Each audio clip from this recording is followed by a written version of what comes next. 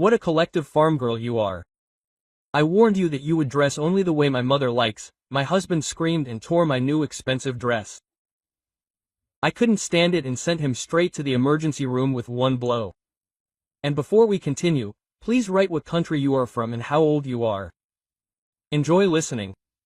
Olga looked at her reflection in the mirror. The subdued light of the bathroom softened the sharp lines of her face, but could not hide the fatigue that had settled under her eyes. She was 32, but sometimes she felt older. Much older. Vitaly, her husband, always had his own opinion about how she should look. Too bright, too provocative, just like a girl of easy virtue. These words, like a broken record, played in her head every time she decided to do something that went beyond his ideas of decency. And, of course, his mother Galina Stepanovna was always there, ready to pick up and develop the topic, adding her wise advice. Olga loved fashion. She loved leafing through glossy magazines, admiring bold images and bright colors. Deep down, she dreamed of stylish dresses, elegant shoes and bold makeup. But the reality was different. Her wardrobe consisted mainly of gray and beige things that did not attract unnecessary attention. As Galina Stepanovna said, she worked as a makeup artist in a small beauty salon. This was her only outlet, a place where she could reveal her creative potential. She liked to transform women, to help them feel beautiful and confident. But even there she felt constrained.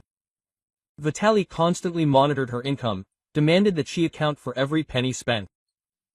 Any purchase of clothes or cosmetics was subject to careful censorship by Galina Stepanovna. Why do you need this expensive mascara?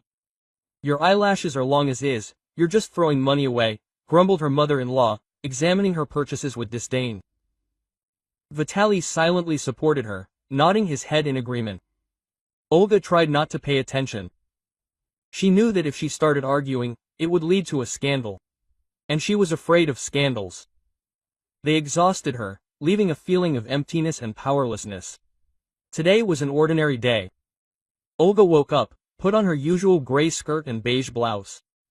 Vitaly had already left for work. She went to the kitchen, where breakfast, prepared by Galina Stepanovna, was waiting for her. Here, Olenka, eat. You've lost all your weight.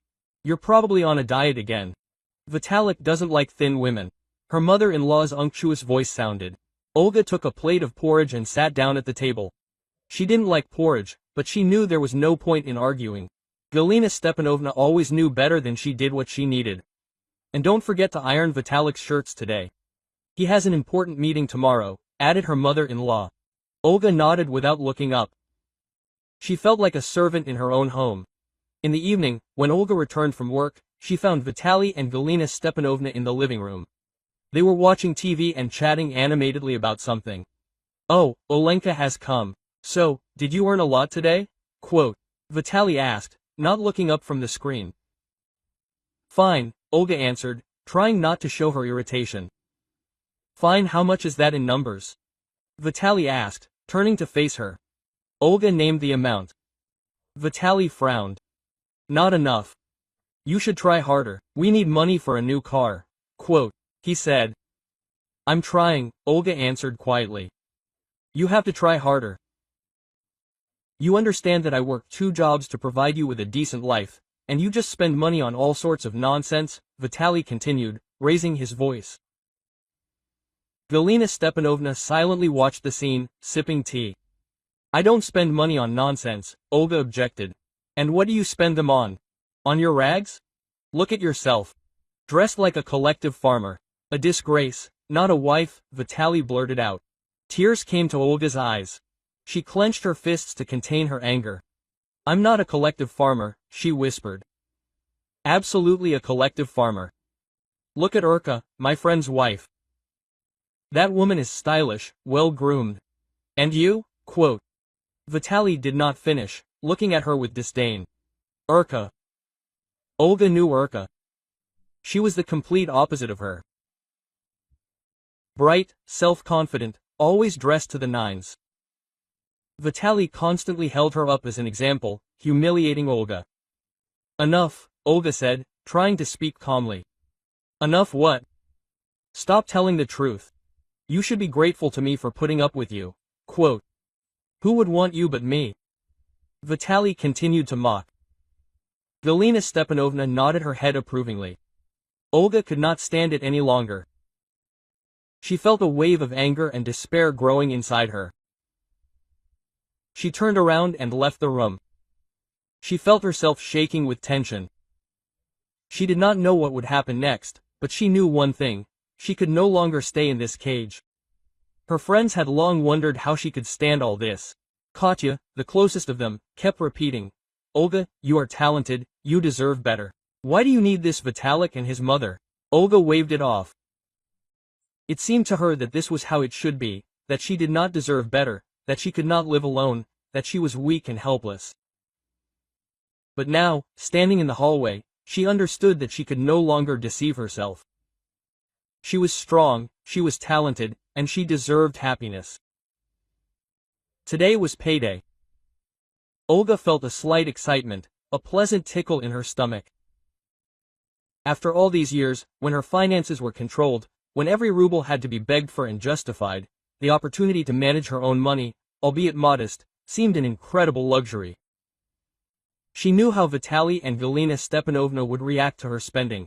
Their eternal discontent and reproaches had long become the usual background of her life. But today she decided not to pay attention.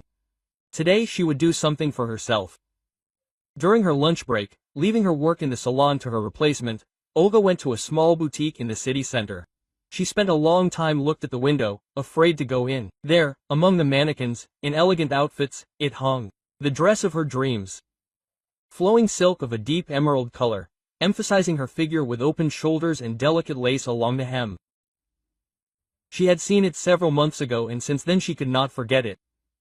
It was not just a dress, it was a symbol of freedom, a symbol of her right to beauty and self-expression. Having plucked up her courage, Olga entered the store. The saleswoman, a friendly girl with a sincere smile, immediately offered to help. Olga pointed to the dress. Quote, "It is simply delightful," the girl said, taking the dress off the mannequin. "Would you like to try it on?" Olga nodded. Her heart was pounding. In the fitting room, looking at her reflection in the mirror, she felt different. The dress fit her figure perfectly, emphasizing her dignity and hiding her flaws. She twirled in front of the mirror, admiring herself. For the first time in a long time, she felt beautiful, desirable, alive. Quote, "It suits you very well," the saleswoman's voice rang out from behind the door. "It's as if you were made for it." Olga smiled. She knew that she had to buy this dress, despite all the consequences, despite Vitaly's anger and Galina Stepanovna's caustic remarks. This was her little rebellion, her personal revolution. Quote, "I'll take it," Olga said firmly. Having paid, she left the store, carrying the treasured purchase in her hands. She was in high spirits, despite a little anxiety. She was looking forward to surprising Vitaly. She imagined how he would see her in this dress and understand that she was not just a gray mouse that could be controlled, but a beautiful, self-confident woman. Returning home in the evening, Olga carefully prepared herself. She took a bath with fragrant foam, did light makeup and let her hair down. Taking it out of the package, she admired it again. It seemed even more beautiful than in the store. Vitaly was supposed to come home from work around 7. Olga nervously walked around the apartment, glancing at her watch. She wanted to create a special atmosphere, light candles, cook his favorite dinner, but then decided that it was better to just put on the dress and meet him at the door. When the key turned in the lock, Olga froze. She took a deep breath and opened the door. Vitaly was standing on the threshold, tired and irritated. He didn't even notice her right away. "Hello," Olga said timidly. Vitaly looked up and froze. For a moment, surprise flashed in his gaze, but it quickly turned to displeasure. "What are you wearing?" he asked sharply. Olga was embarrassed. She had expected something else. "It's a new dress," she said hesitantly. "I bought it today." Vitaly gave her a contemptuous look. "Are you crazy?" he shouted. "Have you seen how much it costs? What do you even spend money on?" Olga tried to justify herself. "But I've been dreaming about it for a long time." And today is my salary. My salary, Vitaly interrupted her. You should have put money aside for a new car or at least asked my permission. He entered the apartment, continuing to shout. Olga followed him, trying to explain that it was just a dress, that she wanted to please him. You look cheap, Vitaly shouted, not listening to her. Do you think I will let you walk like this? Are you embarrassing me in front of people? He stopped in the middle of the room and looked at her with disgust. You should dress the way my mother likes. She knows what suits you and what does not. At that moment something broke in Volga. All these years of humiliation and control, suppression of her personality poured out into one huge lump of resentment and anger. She could not stand it anymore. I will not dress the way your mother likes, she screamed back. I will dress the way I like. This is my life, and I will live it the way I want. Quote. Vitaly laughed. What can you decide? You are nobody without me and my mother. Quote. He came up to her and grabbed her by the shoulders. Take it off immediately, he ordered. Never again dare to spend money without my permission. Olga tried to break free, but he held her tightly. Vitaly grabbed the dress in a rage and began to tear it. The fabric cracked under his hands, the lace tore, exposing the skin. Olga screamed in horror and pain. This was not just a dress, it was a symbol of her hope, her dream of freedom. And he was destroying it right before her eyes. When the dress was torn to shreds, Vitaly pushed her away. Olga fell to the floor, surrounded by scraps of fabric. She looked at him with tears in her eyes, feeling humiliated and crushed. This is how you will live, Vitaly said, grinning evilly, under my control. At that moment, Olga realized that she could not stand it anymore. This was the last straw. She rose from the floor, full of determination. There were no more tears in her eyes, only anger and hatred. No, Vitaly, she said firmly. It won't happen again. In the rage caused by the destruction of the dress, Olga acted impulsively, as if obeying an instinct for self-preservation that had been suppressed for a long time. She didn't remember exactly how it happened. Individual frames flashed in her memory. Vitaly's face distorted with anger, his hands tearing the fabric, her own scream, and then the blow. Vitaly staggered, not expecting resistance, and fell to the floor, hitting the edge of the coffee table. Blood instantly stained his lip, and his right arm twisted unnaturally at the elbows. Olga recoiled, frightened by what she had done. Her heart was pounding wildly in her chest, and a deafening ringing sounded in her ears. An ominous silence reigned in the apartment, broken only by Olga's intermittent breathing and Vitaly's quiet groan. She knelt down next to him, with trembling hands trying to stop the bleeding. Vitaly looked at her with hatred and surprise. Quote, "What have you done?" he hissed through clenched teeth. "It's your own fault," Olga stammered, feeling nausea rising in her throat. "You've crossed all boundaries." Vitaly tried to get up, but a sharp pain in his hand made him scream. The scream attracted the attention of the neighbors. Muffled voices and insistent knocking were heard behind the door. Quote, "Open up. What's going on in there?" Olga froze. She knew that now she had to act quickly and calmly. She understood that the consequences of her actions could be serious, but at the same time she felt a strange relief. It was as if an abscess had burst, and along with Vitaly's blood, all her many years of pain and resentment flowed out onto the floor. "Vitalik, what's wrong with you?" Galina Stepanovna's worried voice was heard behind the door. Olga went cold. Her mother-in-law's arrival was completely inopportune now. She stood up, leaving Vitaly lying on the floor, and headed for the door. Quote, "I'll open it now," she said in a trembling voice. "Everything is fine, just a small quarrel." She opened the door and saw a frightened neighbor, Aunt Valia, on the threshold, and Galina Stepanovna behind her, glaring at her with an angry look. "What happened here?" Galina Stepanovna asked sharply, pushing Aunt Valia away and bursting into the apartment. Olga retreated, unable to withstand her onslaught. Galina Stepanovna saw Vitaly lying on the floor, gasped in fear and rushed to him. "Vitalik, my son, what's wrong with you?" Olga stood to the side, watching this scene with detached curiosity.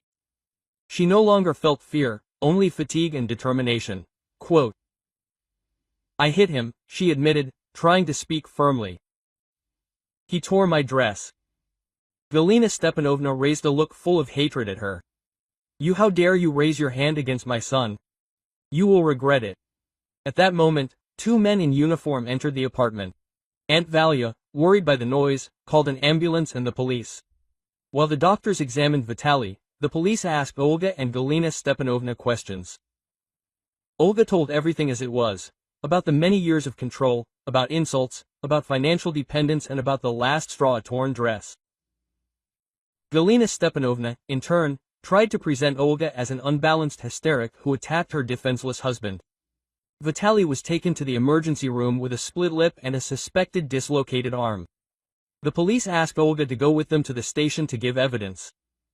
At the station, Olga spoke in detail about the systematic domestic violence, which she had been subjected to for several years. She provided correspondence with Vitaly, audio recordings of his insults, as well as witness statements from Katya and Aunt Valia. While Vitaly was in the hospital, Olga decided to act. She understood that this was her chance to break out of the vicious circle of violence and start a new life. She returned to the apartment, collected the necessary documents and things. She took with her the photographs that were dear to her, her cosmetics and several books. She left the torn dress on the floor, as a symbol of her destroyed past. She blocked the joint account, withdrawing all the money that was there. This was her right, her salary, which Vitaly always tried to control. She knew that this would anger Vitaly and Galina Stepanovna, but she did not care. She was no longer afraid of them. Then she called Katya. Katya, I need your help, she said in a trembling voice. I left him. Olya, my God, I'm so glad, Katya exclaimed. Where are you now? At home, but I can't stay here. They can come back at any moment. Don't worry, come to me. I have a spare room. You can stay with me as long as you need. Quote. Olga felt tears of relief rolling down her cheeks. She was not alone. She had a friend who always supported her. Having arrived at Katya's, Olga felt safe. Katya's apartment was bright and cozy, filled with flowers and books. Katya hugged her and offered her hot tea. Tell me everything, Katya said, sitting Olga down on the sofa. I'm here to listen to you. Olga told Katya everything that had happened, about the fight with Vitaly, about the torn dress, about the blow, about the police, and about her decision to leave. Katya listened to her attentively, without interrupting, only occasionally squeezing her hand as a sign of support. And Vitaly, returning from the casualty department with a bandaged hand and a split lip, discovered that his wife had disappeared. He called Galina Stepanovna, furiously blaming her for everything that had happened.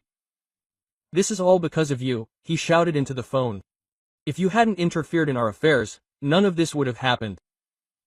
Galina Stepanovna, in turn, blamed Olga for all the troubles. I always knew she was crazy, she screamed. She just wanted to destroy our family. Vitaly and Galina Stepanovna were furious and confused. They could not believe that Olga dared to contradict them. They were sure that she would return, begging for forgiveness. But Olga was not going to return. She began a new life in which there was no place for either Vitaly or Galina Stepanovna. Olga filed for divorce with trembling hands, attaching screenshots of Vitaly's messages full of insults and threats, audio recordings of his angry tirades collected by her over the past months, and written statements from neighbors who had heard their quarrels more than once. Her heart was pounding like a bird in a cage, but this time it was fear of the unknown, not horror of Vitaly. The first days after filing the application were a nightmare. Vitaly called several times a day. At first he begged her to come back, then he moved on to threats. Galina Stepanovna tried to get through to Katya, accusing her of turning Olga against the family. But Olga, following her friend's advice, did not answer a single call. All messages were forwarded to the lawyer, who was preparing the necessary documents for the court. Soon Olga realized that staying in Katya's apartment was a temporary solution. She needed her own space, a place where she could feel truly free. She started looking through ads for apartments for rent and, to her surprise, she quickly found a suitable option, a small but cozy one-room apartment in a quiet area, not far from the city center. The apartment was modest, but bright and clean. It had large windows overlooking a green courtyard. Olga immediately felt comfortable here. She imagined how she would furnish it, how she would fill it with her things, her colors. "This is what I need," she told Katya when she came to help with the move. "My own little corner of freedom." The move was not easy. Olga had to take her things from the apartment where she lived with Vitaly. She asked a lawyer to be present during this to avoid possible provocations. Vitaly greeted her coldly and arrogantly. He did not say a word, only watched with disdain as Olga collected her things. Galina Stepanovna, on the contrary, could not resist making caustic remarks. "Do you think anyone needs you like this?" she hissed, looking at Olga with hatred. "Without Vitalik, you are nobody. Will you come back again? You will crawl on your knees." Quote. Olga ignored her words. She knew that this was just an attempt to hurt her, to break her will. She packed her things, said goodbye to the lawyer and left the apartment, closing the door to the past behind her forever. In the new apartment, Olga felt truly happy. She slowly but surely furnished it, creating her own cozy world. She bought new curtains, put flowers on the windowsill, hung her favorite paintings on the walls. But most importantly, she began to think about her work. Olga always dreamed of opening her own beauty studio. A place where she could create, where she could help other women feel beautiful and confident. Finding a place was not easy. Olga wanted her studio to be in the city center with good traffic, but the rent for such premises was very high. In the end, she found a small but cozy room in an old building with high ceilings and large windows. The room needed renovation, but Olga saw this as an opportunity to create something special, something that would reflect her individuality. The renovation took several months. Olga chose the materials herself, came up with the design herself. She wanted her studio to be light, spacious and cozy. She painted the walls a soft cream color, installed large mirrors, hung her works on the walls. The opening of the studio was a great success. Olga invited her friends, her acquaintances, her former clients. Everyone was delighted with the new studio and with Olga's work. Soon Olga had many new clients. Women came to her to do makeup, to change their hairstyle, just to chat and feel beautiful and confident. Olga got great pleasure from her work. She loved to see how her clients transformed, how their eyes lit up when they looked at themselves in the mirror. Olga moved on, feeling free and happy. She knew that a new life, full of creativity and love, awaited her. She no longer looked back. She looked only forward, to her bright future. Galina Stepanovna sat in her apartment like a spider in the center of a web and weaved new plans. She could not come to terms with the fact that Olga had left and destroyed her ideal world. She was sure that Olga would return, crawl on her knees, begging for forgiveness. But time passed, and Olga did not return. Then Galina Stepanovna decided to act. She began calling mutual friends, telling them how ungrateful and selfish Olga was. She tried to turn them against her, so that Olga would be left alone without support, but her efforts were in vain. Most of her friends knew what Galina Stepanovna was really like and didn't believe her words. They supported Olga and wished her happiness. In the end, Galina Stepanovna realized that she had lost. She had lost control over Vitaly. She had lost control over Olga. She had lost control over her life. She was left alone in her empty apartment, surrounded only by her own evil thoughts. And at that moment, for the first time, she felt truly unhappy. Vitaly tried to contact Olga, but she didn't answer his calls. He came to her new apartment, but she didn't open the door. He realized that he had made a mistake, that he had lost the one he loved. But it was too late. Olga was gone, and he could no longer bring her back. Now he was alone in his empty life, without love, without hope, without a future. And at that moment, for the first time, he felt truly lonely.